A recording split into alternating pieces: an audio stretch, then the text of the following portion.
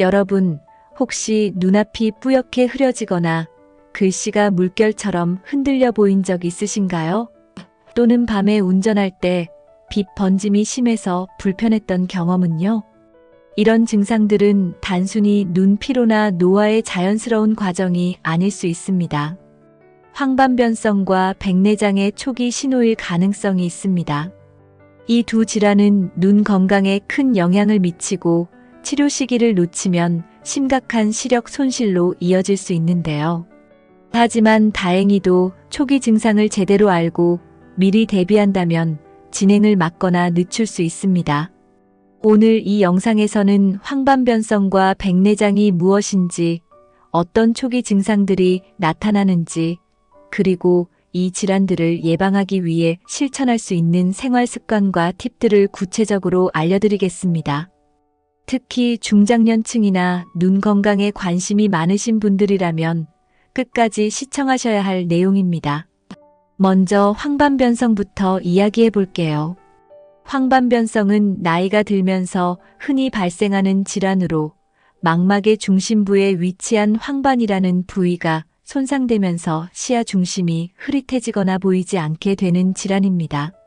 황반은 우리가 글씨를 읽거나 사람의 얼굴을 인식하는 등 중심 시력을 담당하는 중요한 부분인데요. 이 부위가 손상되면 일상생활에서 큰 어려움을 겪게 됩니다. 황반변성은 크게 두 가지로 나눌 수 있어요. 첫 번째는 건성 황반변성입니다.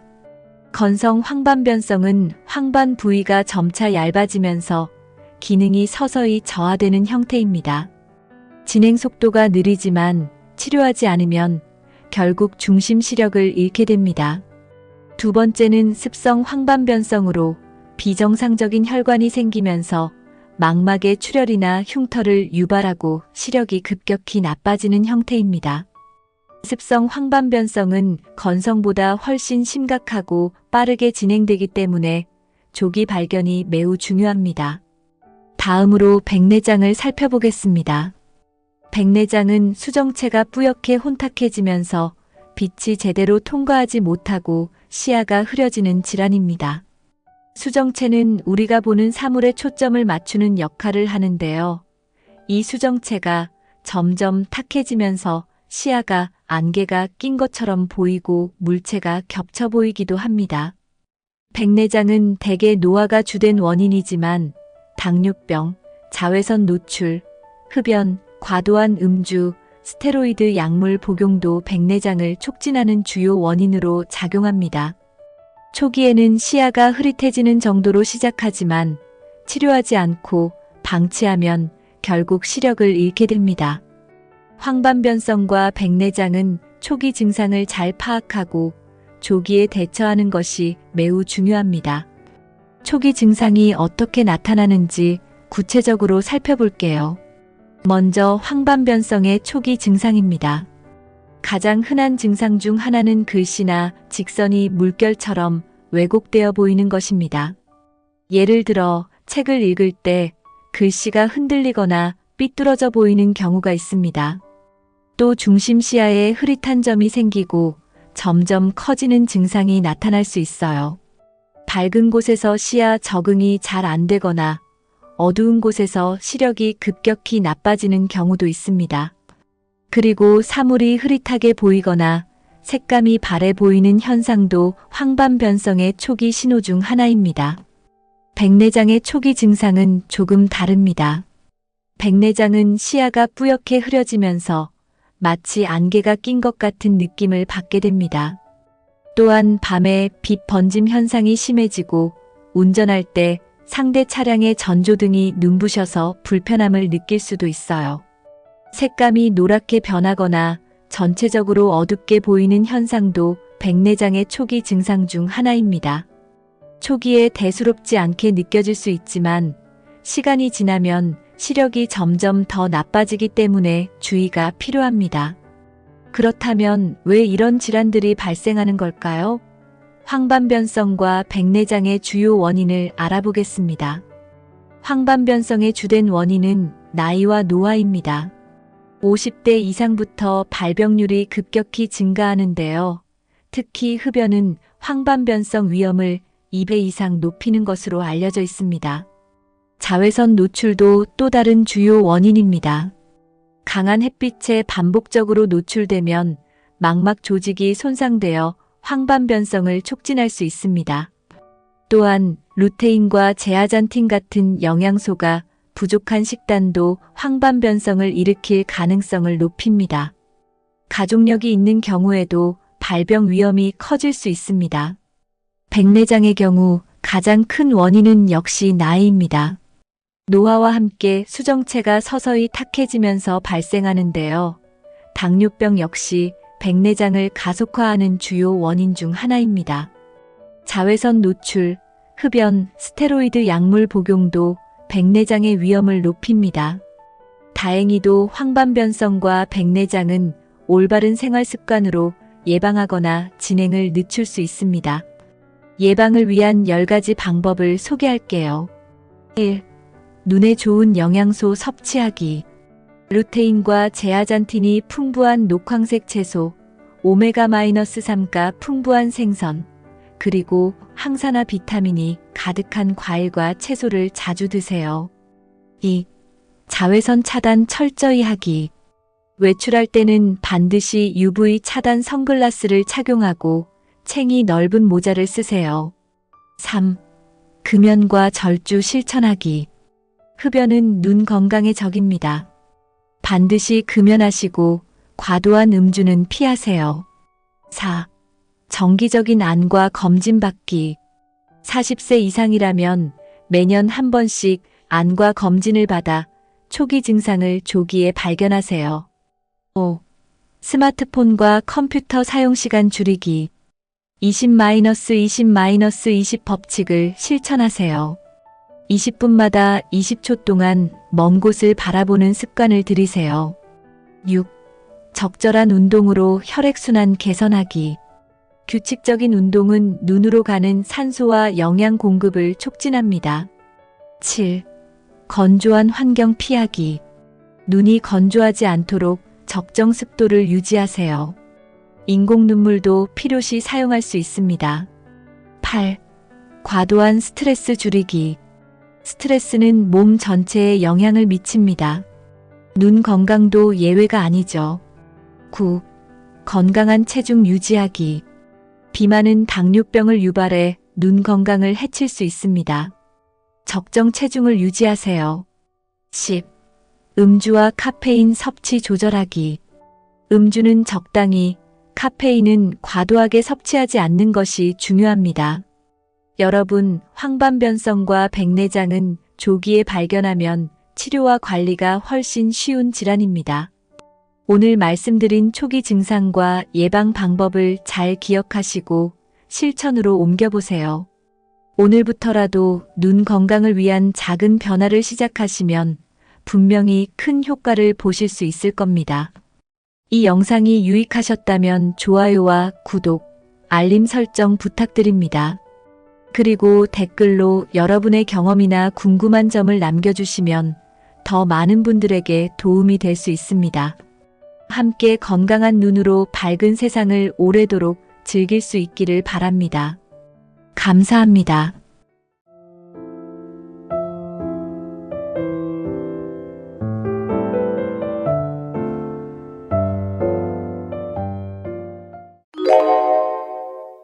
여러분, 나이가 들수록 가장 중요한 것이 무엇이라고 생각하시나요? 돈, 명예, 성공, 다 중요하지만 결국 이것보다 더 중요한 것이 있습니다. 바로 건강입니다. 아무리 돈이 많아도 건강하지 않으면 그 돈을 쓸 수도 없습니다. 명예가 있어도 병원 침대에 누워 있다면 무슨 의미가 있을까요?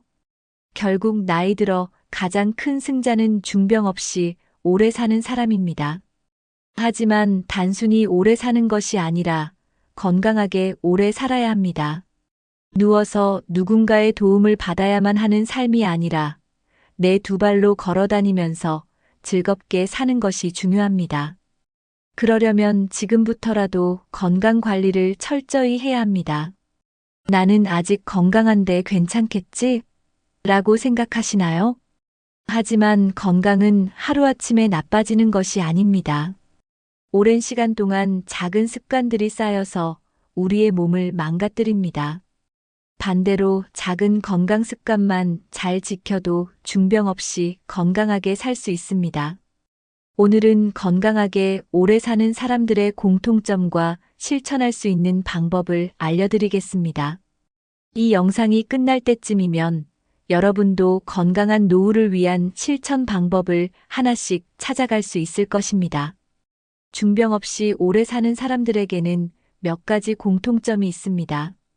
첫째, 규칙적인 생활 습관을 가지고 있습니다. 아침에 일정한 시간에 일어나고 밤에는 규칙적으로 잠을 잡니다. 둘째, 음식에 신경을 씁니다. 과식하지 않고 신선한 음식을 섭취하며 가공식품을 피하는 경향이 있습니다. 셋째, 꾸준히 몸을 움직입니다. 꼭 운동을 하지 않더라도 일상에서 활동량을 유지하려고 노력합니다. 넷째, 스트레스를 적절히 관리합니다. 마음이 편안해야 몸도 건강할 수 있습니다. 다섯째, 정기적인 건강검진을 받으며 작은 이상에도 주의합니다. 아무리 건강한 사람도 몸 상태를 점검하지 않으면 어느 순간 큰 병이 찾아올 수 있습니다. 여섯째, 좋은 인간관계를 유지합니다. 사회적으로 활발한 사람들은 우울증이나 치매에 걸릴 확률이 낮습니다. 건강은 타고나는 것이 아니라 만들어가는 것입니다. 지금부터라도 건강한 습관을 만들어야 합니다. 건강하게 오래 사는 것은 특별한 방법이 있는 것이 아닙니다. 오히려 기본적인 습관을 잘 지키는 것이 가장 중요합니다. 첫째, 하루 세 끼를 일정한 시간에 먹는 것이 좋습니다. 불규칙한 식사는 우리 몸의 신진대사를 방해할 수 있습니다. 둘째, 늦은 밤에 음식을 먹지 않는 것이 좋습니다. 자기 전에는 소화가 끝난 상태여야 편안한 숙면을 취할 수 있습니다. 셋째, 물을 충분히 마시는 것도 중요합니다. 몸속 노폐물을 배출하고 신진대사를 원활하게 해줍니다. 넷째, 염분과 당분 섭취를 줄이는 것이 필요합니다. 너무 짜거나 단 음식은 혈관 건강을 해칠 수 있습니다. 다섯째, 햇빛을 자주 쬐는 것도 건강에 좋습니다. 비타민 D는 뼈 건강뿐만 아니라 면역력에도 큰 영향을 줍니다. 여섯째, 충분한 수면을 취하는 것이 중요합니다.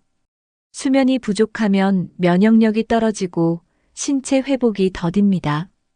이처럼 단순한 습관만 잘 지켜도 건강을 유지할 수 있습니다. 건강한 몸을 유지하려면 기본적인 원칙을 알고 실천해야 합니다. 첫째, 체중을 적절하게 유지하는 것이 중요합니다. 과체중은 각종 성인병의 원인이 될 수 있습니다.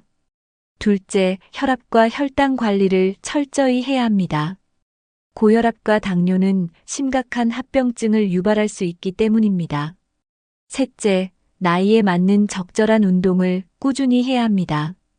젊었을 때처럼 무리한 운동을 할 필요는 없습니다.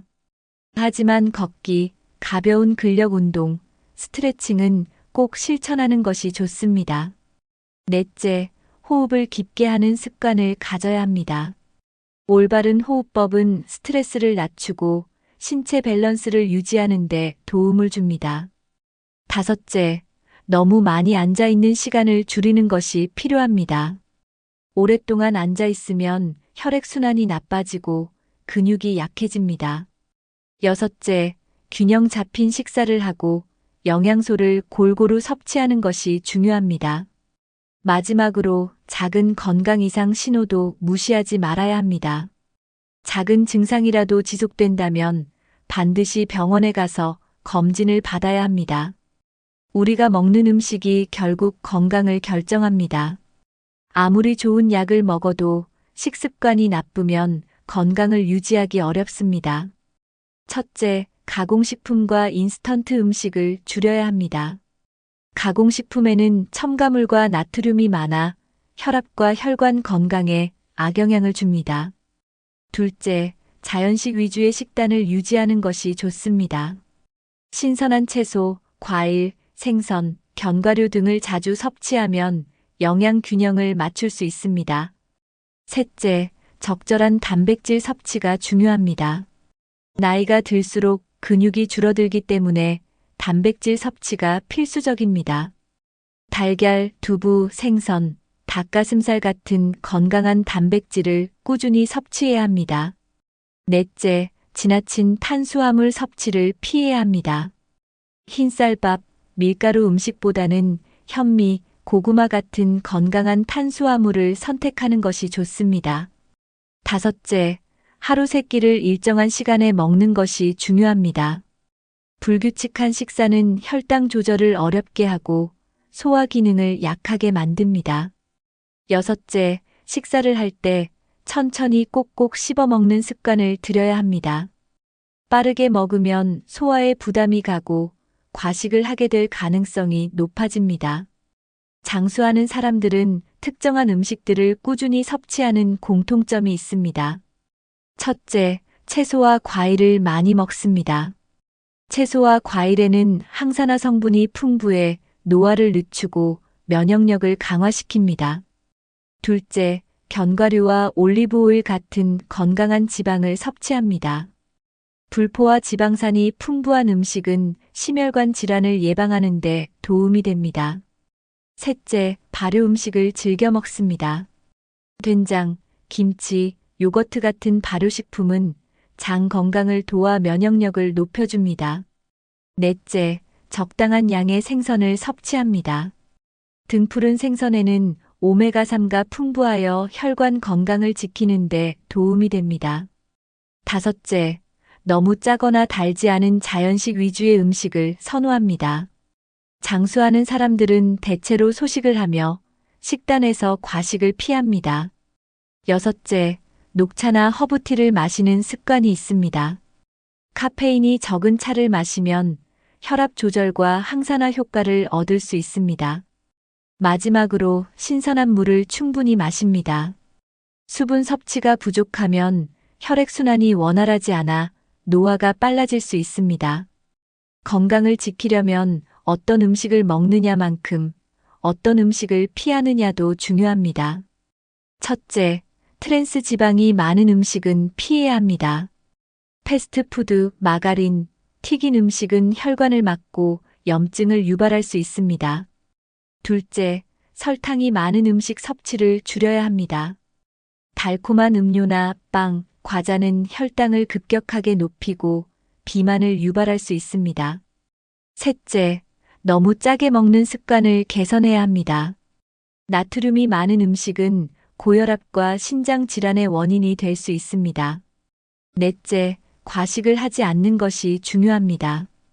배부를 정도까지 먹기보다는 조금 덜 먹는 습관을 들이는 것이 건강에 좋습니다. 다섯째, 늦은 밤에 음식을 섭취하는 습관을 피해야 합니다. 늦은 시간에 음식을 먹으면 소화가 제대로 되지 않고 체지방이 쉽게 쌓이게 됩니다. 여섯째, 가공된 육류 섭취를 줄이는 것이 좋습니다. 햄, 소시지 같은 가공육은 염분과 방부제가 많아 건강에 해롭습니다. 마지막으로 균형 잡힌 식사를 위해 색깔이 다양한 음식을 골고루 먹는 것이 중요합니다. 다양한 영양소를 섭취하는 것이 건강을 유지하는 데 큰 도움이 됩니다. 운동은 건강한 노후를 위한 필수 요소입니다. 하지만 나이가 들면서 무리한 운동을 하는 것은 오히려 건강에 해로울 수 있습니다. 첫째, 무리한 근력 운동보다는 가벼운 유산소 운동이 좋습니다. 대표적인 운동으로는 걷기, 자전거 타기, 가벼운 등산이 있습니다. 둘째, 아침이나 저녁 시간에 30분에서 1시간 정도 가볍게 걸으면 좋습니다. 걷기는 혈액순환을 원활하게 하고 심혈관 건강을 유지하는 데 도움이 됩니다. 셋째, 관절 건강을 위해 스트레칭을 자주 하는 것이 좋습니다. 특히 기상 직후와 잠자기 전에 가볍게 몸을 풀어주는 것이 효과적입니다. 넷째, 요가나 필라테스를 통해 유연성을 기르는 것도 좋은 방법입니다. 근육이 경직되는 것을 막고 균형 감각을 키울 수 있습니다. 다섯째, 평소 생활 속에서 몸을 많이 움직이는 것이 중요합니다. 엘리베이터 대신 계단을 이용하거나 자주 일어나서 움직이는 것이 건강에 도움이 됩니다. 여섯째, 운동을 할 때는 무리하지 않는 것이 중요합니다. 자신의 몸 상태에 맞는 운동을 선택하고 꾸준히 실천하는 것이 가장 좋습니다. 중요한 것은 운동을 생활 습관으로 만들어야 한다는 점입니다. 나이가 들수록 운동의 목적은 단순한 체력 유지가 아니라 몸을 유연하고 튼튼하게 유지하는 것입니다. 그 중에서도 가장 쉬우면서도 효과적인 운동이 바로 걷기입니다. 걷기는 특별한 장비나 기술이 필요 없고 누구나 실천할 수 있습니다. 하루 30분에서 1시간 정도 꾸준히 걷기만 해도 심장 건강을 지킬 수 있습니다. 걷기는 혈액순환을 촉진하고 근육을 활성화시키며 뇌 건강에도 좋은 영향을 줍니다. 중요한 것은 올바른 자세로 걷는 것입니다. 허리를 곧게 펴고 발을 땅에 부드럽게 디디며 걸어야 합니다. 너무 빠르게 걸을 필요는 없지만 약간 빠른 속도로 걸으면 심폐 기능을 강화하는 데 도움이 됩니다. 스트레칭도 꼭 필요한 운동 중 하나입니다. 아침에 일어나서 가볍게 몸을 풀어주면 하루 종일 근육이 경직되지 않고 유연함을 유지할 수 있습니다. 목, 어깨, 허리, 다리 순으로 가볍게 늘려주는 것이 좋습니다. 특히 관절이 약해지는 중장년층은 무리한 운동보다는 유연성을 높이는 것이 더 중요합니다. 근력 운동도 필수적입니다. 나이가 들면 자연스럽게 근육량이 줄어들기 때문에 일정한 근력 운동을 해야 합니다. 무거운 아령을 드는 것이 아니라 가벼운 덤벨, 스쿼트, 계단 오르기 같은 운동이 좋습니다. 결국 걷기, 스트레칭, 근력 운동을 균형 있게 실천하는 것이 건강한 몸을 유지하는 가장 좋은 방법입니다. 운동을 시작할 때 가장 중요한 것은 무리하지 않는 것입니다. 갑자기 강도 높은 운동을 하면 오히려 몸에 무리가 가고 쉽게 지치게 됩니다. 운동은 천천히 하지만 꾸준히 하는 것이 가장 효과적입니다. 처음에는 하루 10분에서 15분 정도 가볍게 시작해도 괜찮습니다. 몸이 적응하면 점점 시간을 늘려 하루 30분에서 1시간 정도 운동하는 것이 좋습니다. 운동을 습관화하려면 자신에게 맞는 운동을 찾는 것이 중요합니다. 억지로 하기 싫은 운동을 하면 오래 지속하기 어렵습니다. 예를 들어 걷는 것이 재미없다면 가벼운 춤, 요가, 수영 같은 운동을 시도해 볼 수도 있습니다. 혼자 운동하기 어렵다면 운동 모임이나 동호회에 가입하는 것도 좋은 방법입니다. 함께 운동하면 더 재미있고 꾸준히 실천할 수 있습니다. 가장 중요한 것은 운동을 즐기는 것입니다. 힘들게 하는 것이 아니라 몸을 가볍게 움직이는 것부터 시작하면 됩니다. 하루라도 운동을 쉬게 되면 다시 시작하는 것이 어려울 수 있으니 꾸준함이 핵심입니다. 운동을 하는 날과 쉬는 날을 정해서 규칙적인 루틴을 만드는 것이 좋습니다. 결국 운동은 지속적으로 실천하는 것이 가장 중요하다는 것을 꼭 기억하세요. 사람들은 건강을 이야기할 때 보통 식습관과 운동만 떠올립니다. 하지만 정신 건강, 스트레스 관리도 몸 건강만큼이나 중요합니다. 스트레스는 만성 피로, 혈압 상승, 면역력 저하 등 다양한 질병을 유발할 수 있습니다. 스트레스를 받으면 코르티솔이라는 호르몬이 과다 분비됩니다. 이 호르몬이 지속적으로 분비되면 심장병, 당뇨병, 고혈압 같은 질환이 생길 가능성이 높아집니다. 또 스트레스는 소화 기능에도 영향을 미쳐 위장 장애를 유발할 수 있습니다.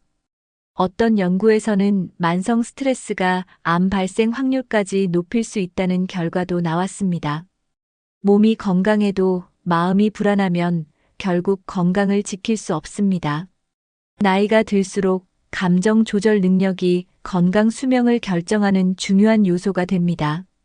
부정적인 감정은 혈압을 올리고 면역력을 약하게 만듭니다.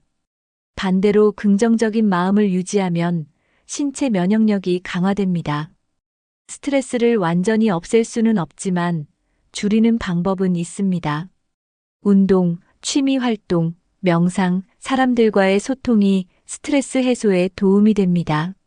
중요한 것은 스트레스가 쌓이기 전에 미리 해소하는 것입니다. 건강한 노후를 위해서는 마음 건강도 철저히 관리해야 합니다. 오래 사는 사람들의 공통점 중 하나는 긍정적인 마음가짐입니다. 항상 밝고 긍정적인 태도를 가지면 몸도 그에 맞게 건강을 유지하려고 합니다. 실제로 행복감을 자주 느끼는 사람이 더 오래 산다는 연구 결과도 있습니다. 긍정적인 생각을 하면 스트레스 호르몬 분비가 줄어듭니다.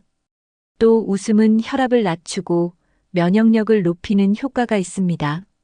반대로 부정적인 감정은 몸에 독이 되어 신체 기능을 떨어뜨립니다.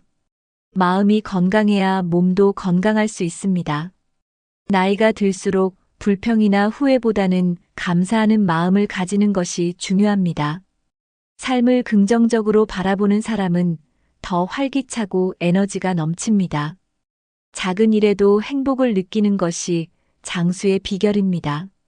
긍정적인 마음을 유지하려면 좋은 사람들과 함께하는 것도 중요합니다. 부정적인 사람들과 자주 만나면 스트레스를 받을 가능성이 높아집니다. 반대로 밝고 긍정적인 사람들과 어울리면 나도 덩달아 기분이 좋아집니다. 세상을 밝게 보고 작은 것에도 만족하는 습관을 들이면 더 건강하게 오래 살 수 있습니다. 결국 건강한 삶은 마음가짐에서부터 시작된다는 것을 기억하세요. 나이가 들었다고 해서 즐길 것이 없다고 생각하면 큰 착각입니다. 오히려 지금이야말로 하고 싶은 것을 할 수 있는 시간이 많아지는 시기입니다. 건강한 노후를 위해서는 삶을 즐기는 태도가 무엇보다 중요합니다. 새로운 취미를 갖거나 배우고 싶었던 것을 시작해보는 것도 좋은 방법입니다. 예를 들어 그림 그리기, 악기 배우기, 요리, 여행 등 새로운 도전을 시도할 수 있습니다. 배움에는 나이가 없습니다. 새로운 것을 배우면 뇌가 활성화되어 치매 예방에도 도움이 됩니다. 또 취미 생활을 통해 비슷한 관심사를 가진 새로운 친구들을 만날 수도 있습니다. 삶을 즐기려면 작은 것에서도 행복을 찾는 습관이 필요합니다. 날씨가 좋을 때 산책을 하거나 좋아하는 음악을 들으며 커피 한 잔을 마시는 것도 행복입니다. 젊었을 때는 바빠서 하지 못했던 것들을 하나씩 시도해보는 것도 좋습니다. 또한 사회 활동을 하면서 의미 있는 시간을 보내는 것도 중요합니다. 봉사활동이나 지역 모임에 참여하면 보람도 느끼고 좋은 사람들과 교류할 수도 있습니다. 가장 중요한 것은 지금 이 순간을 즐기려는 마음입니다. 나이 들었다고 해서 모든 것이 끝난 것이 아니라 오히려 새로운 시작이 될 수 있습니다. 건강검진은 병을 치료하는 것보다 예방하는 것이 더 중요하다는 원칙을 실천하는 방법입니다. 많은 사람들이 몸이 아프기 전까지는 병원을 찾지 않습니다. 하지만 대부분의 중병은 초기에 발견하면 치료가 훨씬 쉽습니다. 정기적인 건강검진을 받으면 작은 이상 징후도 빨리 발견할 수 있습니다. 특히 암, 당뇨, 고혈압, 심장병 같은 질환은 초기에 발견하는 것이 중요합니다. 고혈압과 당뇨는 처음에는 증상이 없어도 시간이 지나면 큰 문제가 될 수 있습니다. 건강검진을 받을 때는 혈압, 혈당, 콜레스테롤 수치 등을 꼼꼼히 체크해야 합니다. 또 위내시경, 대장내시경 같은 검사도 주기적으로 받는 것이 좋습니다. 나이가 들면 골다공증 검사, 치매 검사 같은 검사도 고려해야 합니다. 건강검진을 정기적으로 받으면 병을 조기에 예방하고 건강한 삶을 유지하는 데 도움이 됩니다. 중요한 것은 건강검진을 받고 이상이 발견되면 바로 치료를 시작하는 것입니다. 검진을 받고도 괜찮겠지 하며 방치하면 병이 더 악화될 수 있습니다. 건강검진은 나를 위한 것이 아니라 내 가족과 주변 사람들을 위해서도 필요합니다. 건강한 몸이 있어야 가족들과 더 오래 행복한 시간을 보낼 수 있습니다.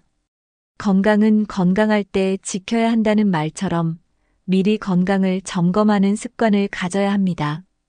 건강을 유지하는 가장 좋은 방법은 질병을 미리 예방하는 것입니다. 예방을 위해서는 운동, 식습관, 생활 습관을 꾸준히 관리해야 합니다. 첫째, 금연과 절주는 필수입니다. 담배는 폐암뿐만 아니라 혈관 질환, 뇌졸중, 심장병의 원인이 됩니다. 술도 지나치게 마시면 간 건강을 해치고 면역력을 약화시킬 수 있습니다. 둘째, 충분한 수면을 취하는 것이 중요합니다.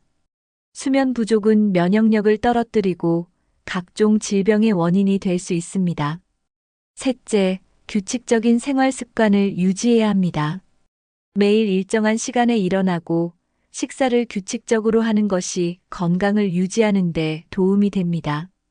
넷째, 손 씻기와 위생 관리도 중요한 예방 습관입니다. 감기나 바이러스 감염을 예방하려면 손 씻기와 청결한 생활이 필수입니다. 다섯째, 햇볕을 충분히 쬐고 자연과 가까이 하는 것도 중요합니다. 햇빛을 쬐면 비타민 D가 합성되어 뼈 건강을 유지하는 데 도움이 됩니다. 마지막으로 긍정적인 마인드를 유지하는 것도 면역력을 높이는 데 중요한 역할을 합니다. 결국 건강은 특별한 방법이 아니라 작은 예방 습관들이 모여 만들어지는 것입니다. 몸이 보내는 작은 이상 신호를 무시하지 않는 것이 중요합니다. 예를 들어 자주 피곤함을 느끼거나 이유 없이 체중이 감소하는 것은 이상 신호일 수 있습니다. 또 소화불량, 잦은 속쓰림이 지속된다면 위장 건강에 문제가 있을 수 있습니다. 평소보다 숨이 차거나 가슴이 답답한 증상이 있으면 심장 건강을 점검해야 합니다. 소변이나 대변의 변화도 건강 상태를 확인하는 중요한 신호입니다. 손발이 저리거나 어지러움이 자주 발생하면 혈액순환에 문제가 있을 가능성이 큽니다. 잦은 두통이나 기억력 저하도 그냥 넘기지 말고 검진을 받아야 합니다. 관절이 자주 아프거나 움직일 때 불편함이 있다면 관절염 초기 증상일 수도 있습니다. 나이가 들수록 작은 증상도 그냥 지나치지 않는 습관이 필요합니다. 작은 문제가 큰 병으로 발전하기 전에 미리 예방하는 것이 가장 현명한 방법입니다. 몸이 보내는 신호를 잘 살피면 건강을 더 오랫동안 유지할 수 있습니다. 불편한 증상이 계속되면 스스로 진단하지 말고 병원에 방문하여 정확한 검사를 받아야 합니다. 정기 건강검진과 함께 평소에도 몸의 변화를 세심하게 관찰하는 것이 중요합니다. 이 정도면 괜찮겠지 하는 생각이 가장 위험한 생각일 수 있습니다. 건강한 노후를 위해서는 작은 이상 신호도 놓치지 않는 습관을 가져야 합니다. 사람은 사회적 동물입니다. 나이가 들면서 친구들이 하나둘씩 줄어들고 자연스럽게 혼자 있는 시간이 많아집니다. 하지만 외로움은 단순한 감정이 아니라 건강에 직접적인 영향을 미칩니다. 연구에 따르면 사회적으로 고립된 사람들은 수명이 단축될 가능성이 높습니다. 외로움이 지속되면 우울증, 치매, 면역력 저하 같은 문제가 생길 수 있습니다. 실제로 외로운 사람들은 심장병과 뇌졸중 위험이 더 높다는 연구 결과도 있습니다. 스트레스 호르몬이 과도하게 분비되어 혈압 상승과 면역 기능 저하를 유발할 수 있습니다. 또 외로운 사람들은 신체 활동이 줄어들면서 비만과 대사 질환에 걸릴 가능성도 큽니다. 반면 사회적 관계가 활발한 사람들은 정신적으로 안정되며 건강한 생활 습관을 유지할 확률이 높습니다. 가족, 친구, 이웃과의 관계가 원만하면 스트레스가 줄어들고 행복감이 증가합니다. 사람들과 대화를 나누면 뇌가 활성화되어 치매 예방에도 도움이 됩니다. 중요한 것은 혼자 있는 시간과 외로운 시간을 구분하는 것입니다. 혼자 있는 것은 때때로 필요하지만 외로움을 느끼는 것은 건강에 좋지 않습니다. 따라서 나이가 들어도 적극적으로 사람들과의 관계를 유지하는 것이 중요합니다. 이제 가족과 친구 관계를 건강하게 유지하는 방법을 알아보겠습니다. 좋은 인간관계를 유지하는 것은 건강한 노후를 위해 필수적입니다. 첫째, 가족과의 관계를 소중히 여겨야 합니다. 자녀들과 연락을 자주 하고 손주들과 시간을 보내는 것도 좋은 방법입니다. 단, 너무 간섭하려 하거나 기대가 크면 관계가 부담스러워질 수도 있습니다. 가족과 적절한 거리를 유지하면서도 서로 응원하는 관계가 되는 것이 중요합니다. 둘째, 친구들과의 관계를 지속적으로 관리해야 합니다. 나이가 들수록 친구들이 줄어들기 때문에 기존의 친구 관계를 잘 유지하는 것이 필요합니다. 오랫동안 연락하지 않았던 친구에게 먼저 연락해 보는 것도 좋은 방법입니다. 세 번째는 새로운 인간관계를 만들어가는 것입니다. 같은 취미를 가진 사람들과 어울리면 자연스럽게 관계가 형성됩니다. 예를 들어 등산, 요가, 독서 모임, 봉사활동 같은 모임에 참여하는 것도 좋습니다. 네 번째는 이웃과의 관계를 돈독히 하는 것입니다. 가까운 이웃과 가볍게 인사를 나누고 가끔 안부를 물어보는 것만으로도 정이 쌓일 수 있습니다. 사람들과 관계를 맺을 때 가장 중요한 것은 서로를 존중하고 배려하는 태도입니다. 건강한 인간관계는 나의 건강과 직결된다는 점을 꼭 기억해야 합니다. 나이가 들어도 사회에서 적극적으로 활동하는 것이 건강한 삶을 유지하는 비결입니다. 첫째, 자신이 좋아하는 일을 찾아보는 것이 중요합니다. 봉사활동, 재능 기부, 동호회 활동 등 다양한 방법으로 사회에 참여할 수 있습니다. 둘째, 평생 학습을 실천하는 것도 좋은 방법입니다. 요즘은 노인을 위한 온라인 강의나 평생교육원이 많기 때문에 언제든지 배울 수 있습니다. 새로운 것을 배우면 뇌가 활성화되어 기억력과 집중력이 향상됩니다. 셋째, 일을 계속하는 것도 건강에 도움이 됩니다. 반드시 돈을 벌기 위한 일이 아니더라도 작은 아르바이트나 봉사활동을 하면 생활에 활력이 생깁니다. 넷째, 여행이나 문화활동을 즐기는 것도 좋은 방법입니다. 새로운 곳을 방문하거나 공연을 보거나 전시회를 가는 것도 삶의 질을 높일 수 있습니다. 다섯째, 스마트 기기를 활용하여 세상과 연결되는 것도 중요합니다. 스마트폰이나 인터넷을 활용하면 멀리 있는 가족과 친구들과도 쉽게 소통할 수 있습니다. 여섯째, 적극적으로 사람들과 교류하는 습관을 들이는 것이 중요합니다. 먼저 다가가고 새로운 만남을 받아들이는 자세가 건강한 사회생활의 핵심입니다. 결국 건강한 사회생활이 곧 건강한 삶을 만드는 지름길이라는 것을 기억해야 합니다. 오늘은 중병 없이 오래 사는 사람이 진정한 승자라는 주제로 이야기해 보았습니다. 결국 건강한 노후를 위해서는 좋은 식습관, 규칙적인 운동, 긍정적인 마음가짐, 건강검진, 그리고 사회적 관계 유지가 필수적입니다. 건강은 한순간에 좋아지는 것이 아니라 작은 습관이 모여 만들어지는 것입니다. 지금부터라도 자신에게 맞는 건강 습관을 하나씩 실천해 보세요. 하루에 30분만이라도 걷고 몸에 좋은 음식을 먹고 긍정적인 생각을 해보는 것만으로도 큰 변화가 생길 수 있습니다. 건강하게 오래 사는 것이야말로 인생에서 가장 큰 성공이 아닐까요? 여러분은 건강을 위해 어떤 노력을 하고 계신가요? 혹시 실천하고 있는 좋은 건강 습관이 있다면 댓글로 공유해 주세요. 다른 분들에게도 큰 도움이 될 수 있습니다. 또한 이 영상이 유익했다면 좋아요와 구독 버튼을 눌러주세요. 더 많은 건강 정보를 알려드릴 수 있도록 좋은 영상으로 찾아뵙겠습니다. 주변에 건강을 걱정하는 분들이 계시다면 이 영상을 공유해주세요. 오늘부터라도 하나씩 실천하면서 건강하고 행복한 노후를 만들어 가시길 바랍니다. 건강이 최고입니다. 감사합니다. 다음 영상에서 또 만나요.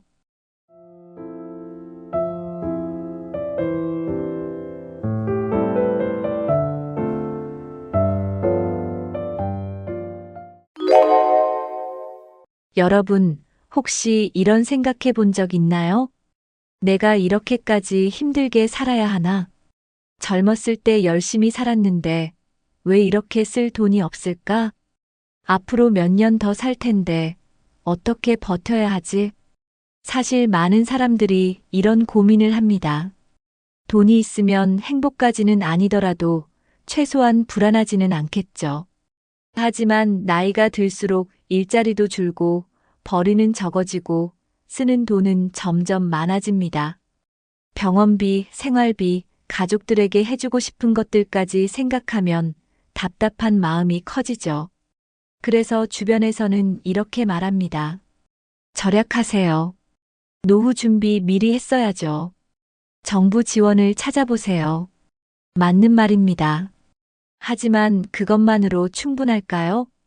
이미 현실이 너무 버거운데 이제 와서 후회해봤자 뭐가 달라질까요? 오늘은 이 어려운 현실을 극복할 방법을 찾아보겠습니다. 돈이 없다고 무조건 슬퍼할 필요는 없습니다. 조금만 시야를 넓히면 해결책이 보이니까요. 지금부터 하나씩 이야기해 볼게요. 요즘 뉴스만 봐도 노후 준비가 부족한 사람들이 많다는 걸 알 수 있습니다. 통계를 보면 60대 이후에도 경제 활동을 하는 사람들이 늘고 있습니다. 왜냐하면 국민연금만으로는 생활이 어려운 경우가 많기 때문입니다. 연금이 나와도 한 달 생활비를 충당하기엔 부족한 경우가 많죠. 게다가 나이가 들면 병원비도 늘어나서 지출이 더욱 커집니다. 한번 아프기라도 하면 병원비로 한 달치 생활비가 다 나가버리기도 합니다. 그렇다고 가족들에게 손 벌리기도 쉽지 않습니다. 자녀들도 각자 살기 바빠서 부모를 돕기가 어려운 현실이니까요. 예전에는 부모님을 모시는 게 당연한 문화였지만 지금은 상황이 많이 바뀌었습니다. 그렇다 보니 나이 들면서 외로움과 경제적 불안이 함께 찾아옵니다. 돈이 없으면 외롭고 외로우면 더 힘들어지는 악순환이 생깁니다. 이런 현실 속에서 우리는 어떻게든 살아남아야 합니다. 하지만 방법이 전혀 없는 것은 아닙니다. 현재 상황을 정확히 이해하고 할 수 있는 일부터 하나씩 해나가면 됩니다. 그러면 막연한 불안함에서 벗어나 현실적인 해결책을 찾을 수 있습니다. 돈이 없으면 단순히 생활이 어려운 것뿐만 아니라 정신적으로도 힘들어집니다. 매달 고정적으로 나가는 돈이 부담스럽고 지출을 할 때마다 스트레스가 쌓이죠. 이거 사도 될까? 라는 고민을 매번 해야 하는 것도 큰 스트레스입니다. 특히 친구나 가족 모임에서 돈 걱정 때문에 부담을 느끼는 경우가 많습니다. 누군가는 여행도 가고 맛있는 것도 먹는데 나는 돈이 없어서 못한다면 상대적 박탈감이 커집니다. 이런 상황이 반복되면 자신감도 떨어지고 우울감도 커지게 됩니다. 결국 사람들을 점점 피하게 되고 혼자 있는 시간이 많아지게 됩니다. 경제적인 문제는 단순히 돈만의 문제가 아니라 삶의 질과도 직결되는 문제입니다. 하지만 이런 감정을 그대로 두면 상황이 더 악화될 수밖에 없습니다. 심리적인 위축이 생기면 새로운 기회를 찾는 것도 어려워집니다. 그래서 지금부터는 돈이 없어도 할 수 있는 것들을 찾아보는 게 중요합니다. 예를 들어 무료로 이용할 수 있는 복지 서비스나 경제적인 도움을 받을 수 있는 방법들이 있습니다. 또한 비슷한 고민을 가진 사람들과 정보를 공유하는 것도 큰 도움이 됩니다. 돈이 없다는 사실에만 집중하지 말고 현실적인 해결 방법을 찾는 것이 중요합니다. 그렇게 한 걸음씩 나아가다 보면 지금보다 훨씬 나은 상황을 만들 수 있습니다. 실제로 많은 사람들이 생활비 때문에 큰 스트레스를 받고 있습니다. 매달 나가는 고정 지출이 많다 보니 수입이 줄어들면 불안감이 커집니다. 특히 월세나 관리비 같은 필수 지출은 줄일 수도 없어서 부담이 더 크죠. 병원비, 약가, 식비 같은 기본적인 생활비도 줄이기가 어렵습니다. 여기에 더해 자녀나 손주에게 도움을 주고 싶은 마음도 있지만 현실적으로 쉽지 않습니다. 그렇다고 아끼고 아껴도 한계가 있는 것이 현실입니다. 그래서 많은 사람들이 내가 이렇게까지 힘들게 살아야 하나? 라는 생각을 하게 됩니다. 하지만 이런 고민을 마냥 안고만 있을 수는 없습니다. 작은 돈이라도 아낄 수 있는 방법을 찾고 새로운 수입원을 만드는 것이 중요합니다. 예를 들어 공공기관에서 제공하는 복지 혜택을 적극적으로 찾아보는 것이 한 방법입니다. 또한 노인 일자리나 소소한 부업을 통해 조금이라도 수입을 늘릴 수 있습니다. 인터넷을 활용하면 집에서도 할 수 있는 일들이 생각보다 많습니다. 중요한 것은 아직 늦지 않았다는 마음가짐입니다. 지금 당장은 힘들더라도 한 걸음씩 나아가다 보면 길이 보일 것입니다. 이제부터 하나씩 현실적인 해결 방법을 찾아보겠습니다. 노후 생활을 안정적으로 하기 위해서는 먼저 자신의 재정 상황을 정확히 파악하는 것이 중요합니다. 매달 고정적으로 나가는 돈과 변동 지출을 정리해보면 예상보다 큰 차이가 있을 수 있습니다. 가장 먼저 해야 할 일은 한 달 생활비를 상세하게 기록하는 것입니다. 식비, 공과금, 병원비, 교통비 등 모든 지출을 빠짐없이 적어보세요.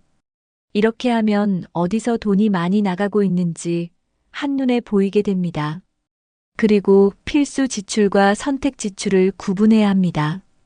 예를 들어 전기세와 같은 고정비는 꼭 내야 하지만 외식비는 줄일 수 있는 선택적 지출입니다. 또한 예측하지 못한 지출도 고려해야 합니다. 갑자기 병원에 갈 일이 생길 수도 있고 예상치 못한 수리비가 발생할 수도 있습니다. 그러므로 최소한 3달치 생활비 정도는 비상금으로 따로 준비해 두는 것이 좋습니다. 예산을 짜고 생활비를 관리하는 습관을 들이면 작은 돈이라도 효과적으로 사용할 수 있습니다. 지출을 줄이는 것만큼 중요한 것이 바로 고정적인 수입을 확보하는 것입니다. 생활비를 줄이는 것만으로는 한계가 있기 때문에 수입원을 추가로 찾는 것도 필요합니다. 다음으로는 예비비 마련과 투자에 대해 이야기해 보겠습니다. 어떻게 하면 가진 돈을 효율적으로 운용할 수 있을지 함께 알아볼까요? 노후에는 예상치 못한 지출이 생길 가능성이 높습니다. 건강이 나빠져 병원비가 갑자기 늘어나거나 집에 문제가 생겨 수리해야 할 수도 있습니다. 이런 상황이 생겼을 때 대비할 수 있도록 비상금을 마련해 두는 것이 중요합니다. 많은 전문가들이 최소한 3달치 생활비는 비상금으로 확보해야 한다고 말합니다. 그렇다면 비상금을 어떻게 마련해야 할까요? 우선 매달 조금씩이라도 저축하는 습관을 들이는 것이 중요합니다. 한꺼번에 큰 돈을 모으는 것은 어렵지만 매달 일정 금액을 저축하면 시간이 지나면서 큰 도움이 됩니다. 또 다른 방법은 불필요한 지출을 줄이고 남는 돈을 비상금으로 돌리는 것입니다. 예를 들어 사용하지 않는 구독 서비스를 해지하거나 불필요한 외식을 줄이면 생각보다 많은 돈을 절약할 수 있습니다. 그리고 비상금을 어디에 보관할지도 중요합니다. 현금으로 집에 보관하는 것보다 은행에 저축하거나 수시로 인출할 수 있는 통장을 만들어 두는 것이 안전합니다. 적은 돈이라도 꾸준히 모으다 보면 예상치 못한 상황에서도 당황하지 않을 수 있습니다. 결국 노후에는 돈을 잘 버는 것보다 돈을 잘 관리하는 것이 더 중요합니다. 비상금을 준비하는 것은 단순한 저축이 아니라 미래에 대한 대비입니다. 이제 투자에 대해 이야기해 보겠습니다. 작은 돈으로도 시작할 수 있는 방법이 있습니다. 많은 사람들이 투자라고 하면 큰 돈이 필요하다고 생각하지만 소액으로도 시작할 수 있습니다. 중요한 것은 무리한 투자보다는 안정적인 방법을 찾는 것입니다. 예를 들어 정기예금이나 적금은 안정적이면서도 작은 이자를 받을 수 있는 방법입니다. 또한 요즘은 소액으로도 할 수 있는 금융 상품들이 많아졌습니다. 주식이나 펀드는 잘 모르면 위험할 수 있지만 배당주처럼 안정적인 종목을 선택하면 꾸준한 수익을 기대할 수도 있습니다. 또한 임대사업도 고려할 수 있는 방법 중 하나입니다. 방 한 칸을 세놓거나 창고를 임대하는 방식으로도 수익을 얻을 수 있습니다. 중요한 것은 자신의 재정 상황을 고려하여 무리하지 않는 선에서 투자하는 것입니다. 잘 모르는 분야에 무작정 돈을 넣는 것은 위험할 수 있습니다. 그래서 전문가의 조언을 듣거나 공부를 한 후에 투자하는 것이 안전합니다. 또 한 가지 중요한 점은 돈을 묶어두지 않는 것입니다. 즉, 언제든 필요할 때 꺼낼 수 있는 유동성을 유지하는 것이 중요합니다. 투자라고 해서 무조건 큰 돈을 벌려는 것보다 안정적인 수익을 유지하는 것이 더 중요합니다. 노후에는 위험한 투자보다는 안전한 방법을 선택하는 것이 현명한 전략입니다. 이제 정부 지원과 복지 제도를 어떻게 활용할 수 있는지 알아보겠습니다. 많은 분들이 노후 생활이 어려울 때 정부에서 도움을 받을 수 있다는 사실을 잘 모르고 계십니다. 우리나라에는 중장년층과 노인을 위한 다양한 복지 제도가 마련되어 있습니다. 가장 대표적인 것이 기초연금 제도입니다. 기초연금은 만 65세 이상이 되면 소득 수준에 따라 매달 일정 금액을 지급받을 수 있는 제도입니다. 만약 국민연금이 부족하거나 없는 경우라면 기초연금이 중요한 생활비가 될 수 있습니다. 그리고 기초생활수급자 지원도 중요한 제도 중 하나입니다. 생활이 어려운 경우 일정 조건을 충족하면 매달 생계급여를 받을 수 있습니다. 뿐만 아니라 의료비 지원도 받을 수 있어서 병원비 부담을 크게 줄일 수 있습니다. 여기에 더해 각 지자체에서 제공하는 복지 서비스도 많습니다. 예를 들면 무료 급식이나 공공일자리, 교통비 지원 같은 혜택을 받을 수 있습니다. 이런 복지 혜택은 신청해야 받을 수 있기 때문에 반드시 확인해 보시는 것이 좋습니다. 특히 최근에는 디지털 기기가 어려운 어르신들을 위해 복지 상담 서비스도 제공되고 있습니다. 동사무소나 복지관에 방문하면 복지 상담을 받고 필요한 지원을 신청할 수 있습니다. 정부 지원은 받을 수 있을 때 적극적으로 활용하는 것이 중요합니다. 이제 복지 혜택을 어떻게 신청하는지 알아보겠습니다. 복지 혜택을 받기 위해서는 먼저 자신이 어떤 지원 대상에 해당하는지 확인해야 합니다. 가장 간단한 방법은 거주지 주민센터나 복지관에 방문해서 상담을 받는 것입니다. 정부에서 운영하는 복지 포털 사이트에서도 지원 자격을 확인할 수 있습니다. 보통 연령, 소득 수준, 가구 구성 등을 기준으로 지원 대상 여부가 결정됩니다. 기초연금은 만 65세 이상이고 소득과 재산이 일정 기준 이하일 때 신청할 수 있습니다. 기초생활수급자는 소득이 최저 생계비 이하인 경우 신청할 수 있습니다. 신청을 할 때는 신분증과 관련 서류를 준비해야 합니다.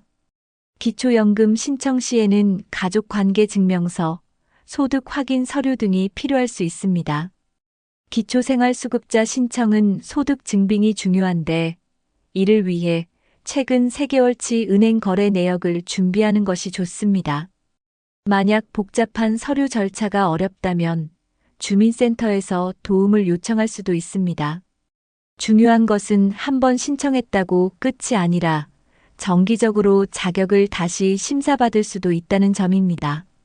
따라서 지원을 받으면서도 계속해서 복지 정보를 확인하는 것이 좋습니다. 신청이 번거롭다고 포기하지 마시고 차근차근 진행해 보세요. 정부에서 제공하는 혜택을 잘 활용하면 생활이 훨씬 안정될 수 있습니다. 이제 복지제도를 실제로 활용한 사례를 살펴보겠습니다. 많은 분들이 복지 혜택을 모르고 있다가 뒤늦게 신청해서 도움을 받는 경우가 많습니다.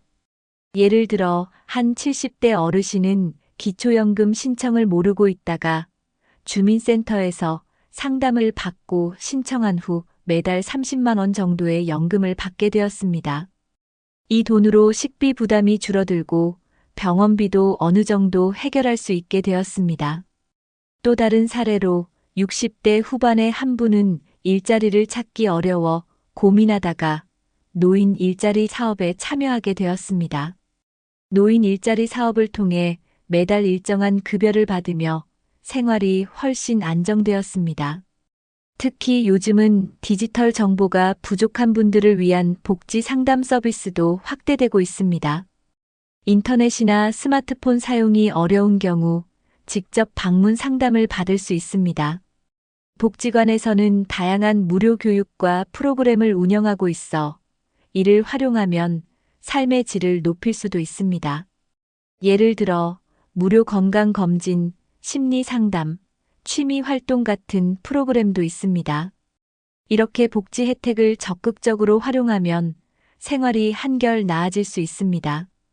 중요한 것은 내가 받을 수 있는 혜택이 없다라고 단정 짓지 않는 것입니다. 직접 알아보고 신청해보면 생각보다 많은 도움을 받을 수 있습니다. 주위에도 이런 정보가 필요한 분들이 있다면 함께 공유하면 좋겠죠. 복지 혜택은 나 혼자만의 것이 아니라 필요한 사람들에게 함께 나누는 것입니다. 이제 생활 속에서 실천할 수 있는 절약과 경제 관리 방법을 알아보겠습니다.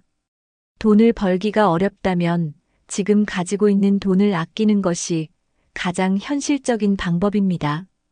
하지만 무조건 아끼기만 한다고 생활이 나아지는 것은 아닙니다. 효과적으로 절약하면서도 삶의 질을 유지하는 것이 중요합니다. 가장 먼저 실천할 수 있는 것이 전기, 수도, 가스 요금 줄이기입니다. 예를 들어 전기세를 줄이려면 사용하지 않는 전자제품의 코드를 뽑아두는 것이 좋습니다. 가스비를 아끼려면 뜨거운 물 사용을 줄이고 난방 온도를 낮추는 것이 효과적입니다. 수도 요금 절약을 위해서는 설거지나 세탁할 때 물을 한꺼번에 모아서 사용하는 것이 좋습니다. 또한 식비 절약도 중요한 부분입니다. 장을 볼 때는 미리 필요한 목록을 작성하고 계획적으로 구매하는 것이 좋습니다. 할인마트를 이용하거나 10일 행사 상품을 활용하면 식비를 줄일 수 있습니다. 외식을 줄이고 집에서 직접 요리를 해 먹는 것도 좋은 절약 방법입니다. 교통비도 줄일 수 있는 방법이 있습니다. 대중교통 정기권을 이용하면 교통비를 아낄 수 있고 걷거나 자전거를 이용하는 것도 좋은 대안입니다. 작은 절약이 모이면 한 달, 1년 후에는 꽤 큰 돈이 될 수 있습니다. 이렇게 생활 속에서 쉽게 실천할 수 있는 절약 습관부터 하나씩 적용해 보세요. 돈을 아끼는 것도 중요하지만 어디에 얼마를 쓰고 있는지 정확히 아는 것이 더 중요합니다. 많은 사람들이 가계부를 작성해야 한다는 것을 알지만 실제로 실천하는 경우는 적습니다. 하지만 가계부를 쓰는 것은 돈을 효율적으로 관리하는 데 큰 도움이 됩니다. 가장 쉬운 방법은 종이에 직접 적거나 스마트폰 가계부 앱을 활용하는 것입니다. 지출을 기록할 때는 카테고리를 나누는 것이 좋습니다. 예를 들어 식비, 교통비, 공과금, 의료비 등으로 나누어 기록하면 돈의 흐름을 쉽게 파악할 수 있습니다. 가계부를 쓰면 불필요한 지출을 한눈에 확인할 수 있습니다. 이런 곳에 돈이 새고 있었구나 하고 깨닫게 되는 경우가 많습니다. 한 달에 한 번씩 정리하면서 어디서 줄일 수 있을지 분석하는 것이 중요합니다. 또한 고정 지출과 변동 지출을 나누어 관리하는 것이 효과적입니다. 고정 지출은 매달 일정하게 나가는 돈으로 예산을 미리 설정해 두는 것이 좋습니다. 변동 지출은 계획적으로 조정할 수 있는 부분이므로 필요에 따라 조절하면 됩니다. 처음에는 귀찮을 수 있지만 몇 달만 꾸준히 기록하면 큰 변화를 느낄 수 있습니다. 돈이 어디로 나가고 있는지 알면 불필요한 소비를 자연스럽게 줄일 수 있습니다. 가계부 작성은 작은 습관이지만 장기적으로 보면 재정적으로 큰 도움이 됩니다. 돈을 아끼기 위해서는 불필요한 지출을 줄이는 것이 필수적입니다. 하지만 무조건 아끼는 것이 아니라 꼭 필요한 곳에는 쓰고 불필요한 곳을 조절하는 것이 중요합니다. 가장 먼저 해야 할 일은 자신의 소비 패턴을 분석하는 것입니다.